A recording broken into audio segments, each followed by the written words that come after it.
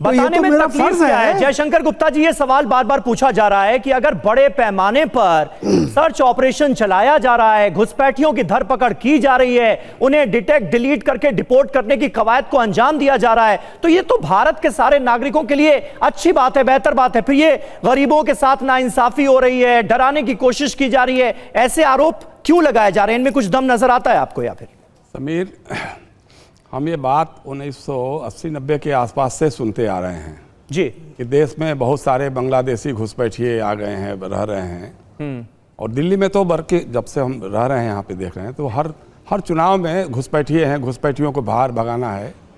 भाजपा के मदन लाल खुराना जी, साहिब सिंह वर्मा जी, सुषमा स्वराज जी मुख्यमंत्री रहीं। उसके बाद अभी 11 साल से तो भाजपा की सरकार है, कोई घुसपैठिया कभी बाहर हुआ नहीं। जब जब चुनाव आता है तो घुसपैठिए सामने, घुसपैठिए। झारखंड का चुनाव आया विधानसभा, घुसपैठिए आ गए हैं जी। बिहार विधानसभा का चुनाव आया, घुसपैठिए आ गए हैं जी। बंगाल का चुनाव हो रहा है तो घुसपैठिए आ गए हैं जी। और उत्तर प्रदेश में देखिए, घुसपैठिए कहीं के भी हों, उनको किसी और देश में रहने का अधिकार नहीं है, ठीक है, अच्छी बात है। लेकिन जिस तरह से ये कार्रवाई हो रही है वो सिर्फ भय और दहशत का माहौल एक खास तबके में बनाने की कोशिश की जा रही है। भाई, रात में कौन जाता है किसी के घर पे?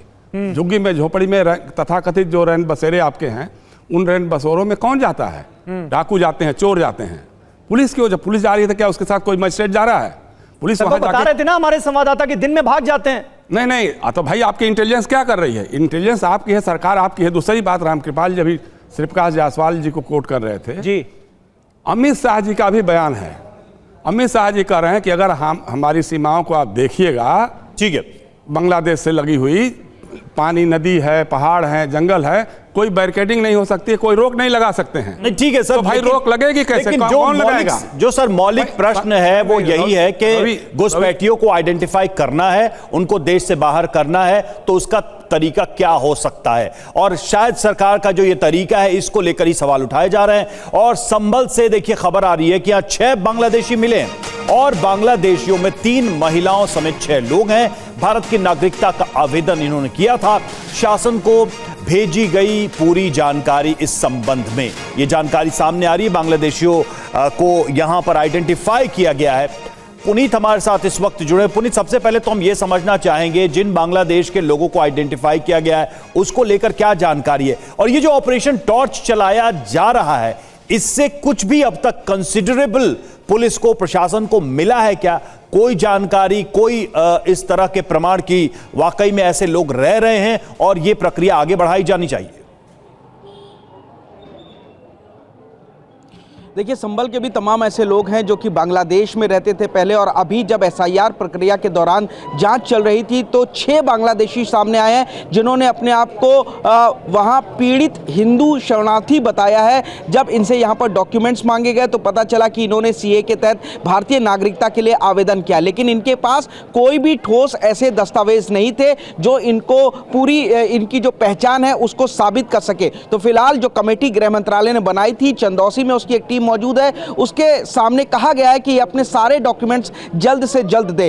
फिलहाल जिस तरीके से अवैध जो दूसरे देश के लोग, खासतौर से जो बांग्लादेशी हिंदुस्तान में रह रहे हैं, और खासतौर से ये जो संभल का ये जो पूरा इलाका है, यहाँ पर भी तमाम जो बांग्लादेशियों के रहने की बातचीत सामने आ रही थी। तो ऐसे में ऑपरेशन टॉर्च के जरिए अब लोगों की पहचान की जा रही है, और यही वजह है कि अलग अलग जगहों पर रात में जो पुलिस वाले हैं वो जा करके रैंडम चेक कर रहे हैं, उनके दस्तावेज भी चेक कर रहे हैं। अवैध बांग्लादेशियों को लेकर के एक बड़ी जो मुहिम है वो खासतौर से इसलिए चलाई जा रही है क्योंकि जो आतंक है, जो क्राइम लगातार देश में बढ़ रहा है, चाहे वो ड्रग्स का कारोबार हो या फिर जो विस्फोटक का कारोबार हो, क्योंकि दिल्ली में भी जो ब्लास्ट हुआ था वो भी बांग्लादेश के रास्ते ही आया था, ये भी साबित हो चुका। तो ऐसे में इन तमाम चीजों पर लगाम लगाने के लिए अब ये किया जा रहा है। फिलहाल ये जो 6 बांग्लादेशी संभल में पाए गए हैं, उनसे उनके पुख्ता दस्तावेज पेश करने के लिए थोड़ा सा समय उनको और दिया गया है।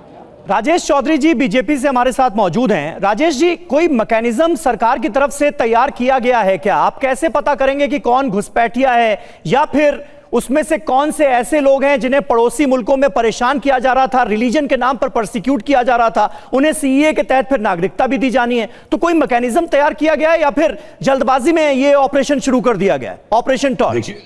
देखिए, कोई जल्दबाजी में शुरू नहीं किया गया है। समाजवादी पार्टी पहले कहती थी कि साहब जो विदेशी घुसपैठिए आ गए उनको क्यों बाहर नहीं कर रहे हैं। अब सरकार क्या कर रही है, सरकार में यही लोग उंगली उठाने का काम करते थे। और जहां तक सीए की आप बात कर रहे हैं, उसका तो एक प्रोसेस तय किया हुआ है, भारत की संसद ने तय किया है। हाँ। संसद ने कानून बनाया, उसके तहत जो आवेदन करेगा, उसकी कमेटी बनी है, वो कमेटी उसमें विचार करेगी। नहीं, यही तो मैं जानना चाह रहा हूँ राजेश जी, यही तो मैं जानना चाह रहा हूँ कि फिर प्रोसेस क्या है, मतलब कोई मैकेनिज्म तो आपने तैयार किया होगा ना इस ऑपरेशन को शुरू करने से पहले। जो आसपास के जो 2-3 देश हैं, वहां पर धर्म के नाम पर लोगों का उत्पीड़न किया जाता है, विशेष तौर से हिंदुओं का उत्पीड़न किया जाता है। वो यहाँ आ जाते हैं, आने के बाद उसकी समय सीमा निर्धारित की गई है, 5 साल बाद वो अपना आवेदन कर सकते हैं, सरकार उस पर विचार नहीं, लेकिन अब झुग्गी झोपड़ियों में जाकर जिस तरह से आप पता करने की कोशिश कर रहे हैं, तो वो तो कोई कह देगा कि भाई हमें वहां प्रताड़ित किया जा रहा था, हम हिंदू हैं, हमें प्रताड़ित किया जा रहा था। नहीं, उसको डॉक्यूमेंट दिखाने पड़ेंगे। हाँ, उसको डॉक्यूमेंट दिखाने पड़ेंगे, हर आदमी नहीं कह सकता है भाई। वो तो केवल जो, जैसे मान लीजिए पाकिस्तान से कोई आता है, बांग्लादेश से कोई आता है, तो वहां तो हिंदुओं का वो उत्पीड़न हो रहा है, सब जानते हैं। हिंदू है तब तो ठीक है, उस पर विचार करेंगे। कोई दूसरे धर्म को मानने वाला है, उस पर थोड़ा विचार करेंगे। मुसलमान के लिए ठीक है। धर्मेंद्र जी बताइए फिर दिक्कत कहां है, जल्दी से। समीर भाई, भारतीय जनता पार्टी के लोग अपनी आंख में पट्टी बांधकर टॉर्च ऑपरेशन चलाते हैं। मुझे लगता है कि योगी जी कभी सो रहे होंगे और बिजली चली गई होगी, जब उठा होगा तो उन्होंने टॉर्च देखा होगा, तो उन्होंने एक ऑपरेशन चला दिया। ना गृह मंत्रालय की कोई चिट्ठी है, ना कोई गाइडलाइन है। सिटीजनशिप को चेक करने का अधिकार गृह मंत्रालय को है, भारत सरकार को है। उत्तर प्रदेश सरकार टॉर्च लेके भाग रही है। तो ये तो भारतीय जनता पार्टी चाहती है कि इस देश में लोकतंत्र खत्म हो जाए। भारतीय जनता पार्टी के नेता दिल्ली में भी वोट करते हैं, हरियाणा में भी वोट करते हैं, फिर जाकर के बिहार में भी वोट करते हैं। तो ये जो भारतीय जनता पार्टी के घुसपैठिए हैं, इन पर किसी की नजर ना जाए। तो मतलब प्रोसेस अगर चलाया जाएगा, धरपकड़ शुरू की जाएगी, तो वो सही तरीके से नहीं हो पाएगी। इसलिए आप लोगों की जब सरकार थी तो कुछ किया ही नहीं आपने, मतलब घुसपैठियों को पकड़ने की कोई कोशिश ही नहीं की गई, क्योंकि अगर करते तो वो ठीक ढंग से नहीं हो पाती। वक्त हमारे पास इतना ही था, इसलिए इस चर्चा को हमें यहीं पर खत्म करना होगा। आप सभी का बहुत बहुत शुक्रिया हमारे साथ इस चर्चा में जुड़ने के लिए।